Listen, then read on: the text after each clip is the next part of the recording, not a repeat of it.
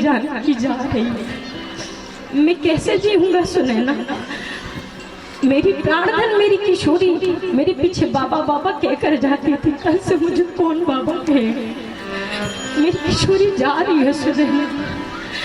बाबा जनक डोली के पीछे भागते जा रहे हैं और मैं यहाँ सुनैना धीरज बंधा रही, पर बाबा जनक आज धैर्य नहीं धारण कर पा रहे। मैं यहाँ सुनैना कहती है, कितने यत्न से यज्ञ से कब्जा करके सिया जैसी बेटी मिली थी, आज वो भी राघव जी लेकर के जा रहे हैं। अब जीवन कैसे बीतेगा, कैसे रह पाएंगे हम।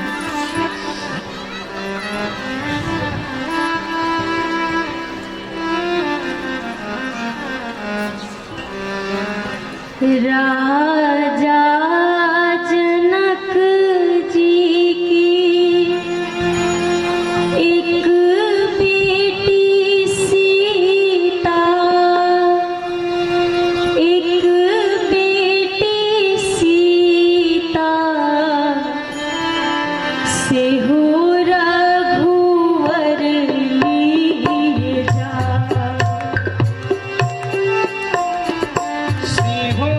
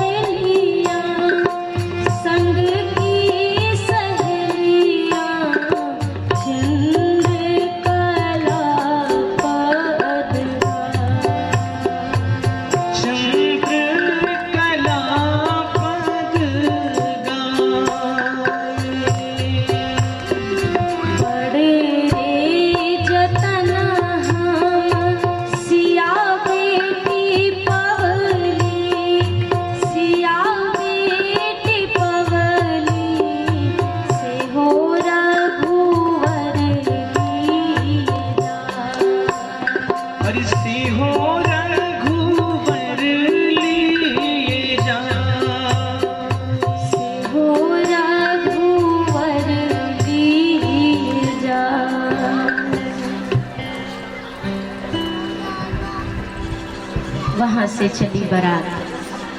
जहां पर ठहरते ठहरते बारात जनकपुर आई थी, उस सभी स्थान पर जनक जी ने पूर्णतः व्यवस्था कराई, निवास की, भोजन की, रहने की।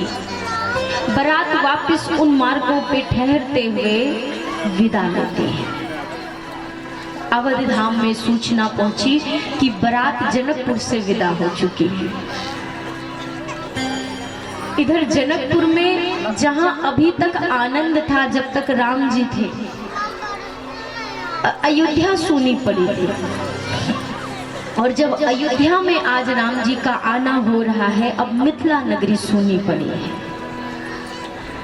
बाबा जनक ने आज मैया जानकी को विदा किया है, पर नहीं जानते बाबा जनक की जिस बेटी को 16 श्रृंगार से लाल जोड़े में सजा कर भेज रहे हैं, अब जब उस बेटी से मुलाकात होगी ना, तो वनवासी वेश में वो सियाजू से भेंट होगी।